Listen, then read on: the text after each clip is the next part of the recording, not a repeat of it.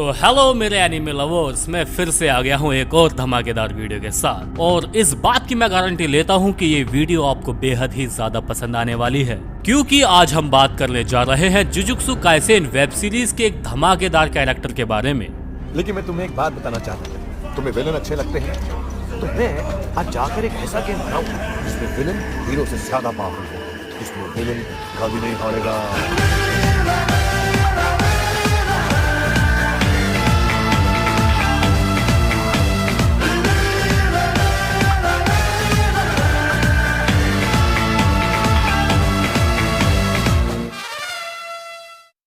जी हाँ, जैसे कि आप सभी को अभी तक पता चल गया होगा कि हम बात करने जा रहे हैं सुकुना के बारे में। ये कैरेक्टर एनिमे हिस्ट्री के सबसे डरावने कैरेक्टरों में दर्ज हो गया है। इसलिए नहीं कि ये दिखने में बहुत ज्यादा खतरनाक है या इसके पास बहुत ज्यादा ताकत है। बेशक ये एक पावरफुल कैरेक्टर है, लेकिन असल में तो इसकी रथलेसनेस इसको सबसे ज्यादा खतरनाक बनाती है। मैं वो सीन भूल ही नहीं सकता जब यूजी इतादोरी का दिल सुकुना ने बाहर निकाल करके फेंक दिया था।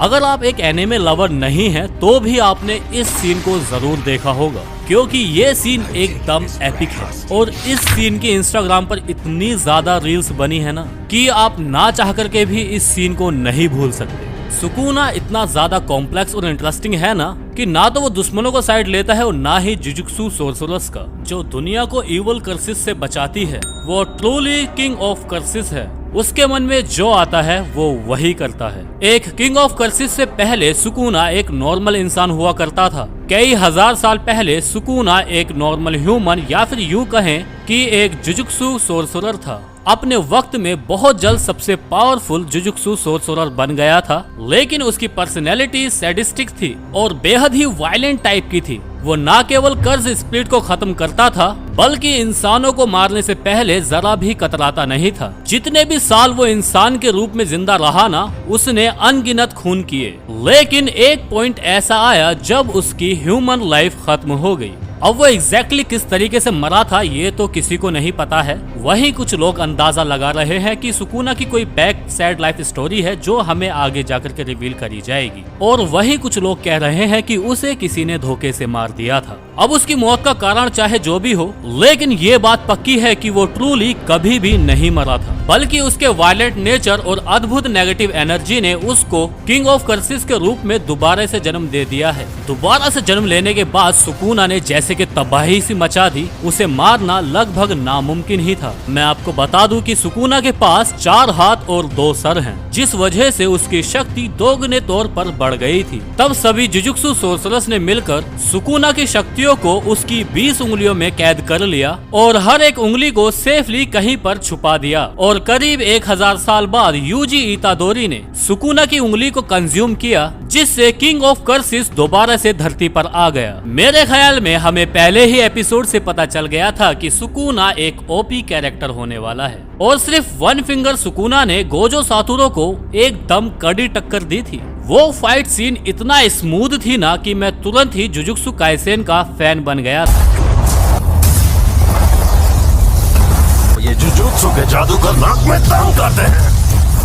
हालांकि सुकुना जीता तो नहीं था, लेकिन हमें उसकी ताकत का एक छोटा सा नमूना जरूर देखने के लिए मिला था। अब सुकुना का सेकंड बेस्ट मूवमेंट जब आया, जब यूजी और नेगुमी एक नॉर्मल से दिखने वाले कर्ज स्प्लिट को एक्सोसाइज करने गए थे। लेकिन वहां जाकर के ये पता चला कि इस कर्ज स्प्लिट ने सुकुना का एक फिंगर खा लिया है और ये कर्ज स्प्लिट पहले से ज्यादा बहुत ही ताकतवर हो गया है। उसने लगभग यूजी को मार ही दिया था, लेकिन सही टाइम पर सुकुना ने स्विच करके उस कर्ज स्प्लिट को कई टुकड़ों में काट दिया था। उसे ये भी फर्क नहीं पड़ता है कि वो जिस बॉडी में जिंदा है उसका वेसल जिंदा भी रहेगा या मर जाएगा। जैसे कि मैंने आपको बताया कि उस कर्ज स्प्लिट को मारने के बाद सुकुना यूजी इतादोरी का हार्ट निकाल करके बाहर फेंक देता है और नेगुमी को बहुत बुरी तरीके से पीटने लगता है। मुझे तो सच में लगा था कि नेगुमी और यूजी इतादोरी सच में मरने वाले हैं, लेकिन सुकुना ने नेगुमी को ना मार करके सबको शॉक कर दिया। उसके बाद उसने यूजी को भी दोबारा से जिंदा कर दिया। मतलब आप सोच सकते हैं कि सुकुना के लिए मरना और दोबारा से जिंदा होना कितना ज्यादा आसान है। मैं आपको बता दूं, ऐसे बहुत कम स्पेशल ग्रेड कर्ज स्प्लिट है जो इस तरह के रिवाइवल पावर इस्तेमाल कर सकते हैं। लेकिन सुकुना इतनी आसानी से यूजी को थोड़ी जिंदा करने वाला था। मरने के बाद यूजी डायरेक्टली सुकुना के डोमेन में चला गया। वहाँ पर किंग ऑफ कर्सेस खुद यूजी के सामने बैठा हुआ था। दोबारा से जिंदा करने के लिए उसने यूजी के सामने एक शर्त रखी कि कभी भी सुकुना उसकी बॉडी को पूरे 1 मिनट के लिए अपना सकता है, और अगर यूजी चाहता है कि सुकुना उसे बिना किसी डील के जिंदा कर दे तो उसको सुकुना को हराना पड़ेगा। और यही सुकुना की चाल थी। उसने एक ही बार में यूजी इतादोरी को खत्म कर दिया। और सिर्फ इतना ही नहीं, सुकुना ने यूजी को बाइंडिंग वो कॉन्ट्रैक्ट में बांध लिया था और उसकी याददाश्त भी छीन ली। अब यूजी को पता ही नहीं कि जब सुकुना चाहे तब उसकी बॉडी को 1 मिनट के लिए कंट्रोल कर सकता है। आगे चल के वो इस 1 मिनट में कितनी ज्यादा तबाही करेगा ये अभी देखना बाकी है। लेकिन यूजी सिर्फ एक अकेला नहीं था जिसको सुकुना ने एक ही बार में खत्म कर दिया था, बल्कि माहितो एक और डरावना स्पेशल कर्ज स्प्लिट था जिसने मेरे तक रोंगटे खड़े कर दिए थे। तो माहितो की स्पेशल पावर ये थी कि वो किसी भी इंसान को टच करके उसकी सोल को एक कर्ज स्प्लिट में ट्रांसफर कर सकता है। वो अपनी खुद की बॉडी को भी अलग अलग शेप दे सकता है। लेकिन तब तक ठीक था जब तक माहितो यूजी से लड़ रहा था। लेकिन जब उसने यूजी को टच किया और उसको कर्ज स्प्लिट बनाने की कोशिश की, वो डायरेक्टली सुकुना के डायमेंशन में चला गया। अब याद रखिए कि माहितो ने यूजी के साथ साथ सुकुना की स्प्लिट को भी टच कर लिया था, जो सुकुना को बिल्कुल भी पसंद नहीं आया। जिसके बाद सुकुना ने माहितो को बेहद ही स्टाइली तरीके से एक ही वार में खत्म कर दिया था।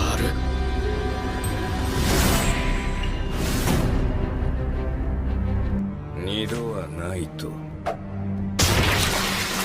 己の快不快のみが生きるし माहितो इस वार से बच तो गया था, लेकिन उसकी इस चीज से इतनी ज्यादा फट गई थी ना कि उसको अंधेरे में जाकर कई दिनों तक अपनी पावर को रिकवर करना पड़ा था। फिलहाल अभी एनिमे में ऐसी बहुत सी चीजें होना बाकी हैं जो ऑलरेडी मांगा में हो चुकी हैं। अभी के वक्त सुकुना हर जगह ट्रेंड कर रहा है। आपको ना चाहते हुए भी ये पता चल गया होगा कि गोजो सातोरू को सुकुना ने बेहद ही बुरी तरीके से हरा दिया है। लेकिन अभी ये तो बहुत ही आगे की बात है। एनिमे के करंट में जो शिबुया आर्क में चल रहा है उसमें सुकुना ने क्या ही तबाही मचाई है ये तो आप सभी को अभी तक पता ही चल गया होगा।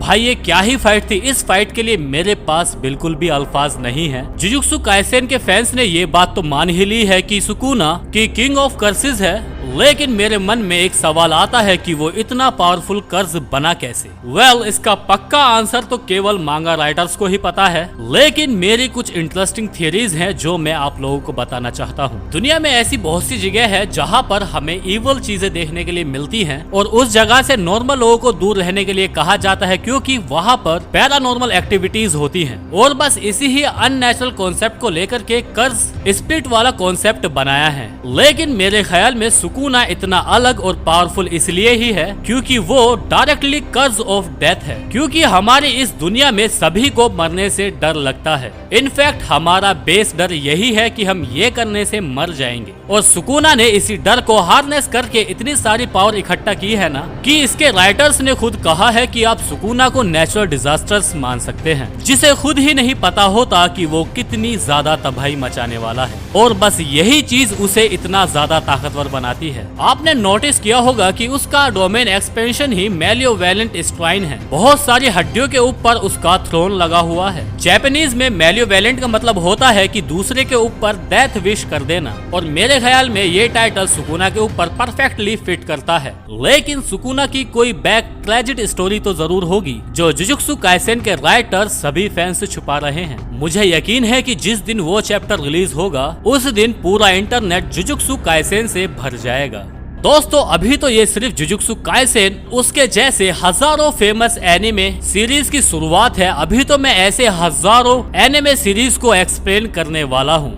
अभी तो मैं Demon Slayer, Attack on Titan, One Piece, Bleach, Tokyo Revenge, Death Note, Naruto और जी बोल जैसी हजारों फेमस एनिमे एक्सप्लेन करने जा रहा हूँ। मुझे बस इन वीडियो को बनाने में आप लोगों का सपोर्ट चाहिए और मुझे पता है कि आप कंसिस्टेंटली मेरे को सपोर्ट करोगे। तो thank you so much for watching us. अब आपसे मिलते हैं अपनी एक और धमाकेदार वीडियो में। तब तक के लिए आप इस वीडियो को लाइक करें, शेयर करें और सब्सक्राइब करना ना भूलें।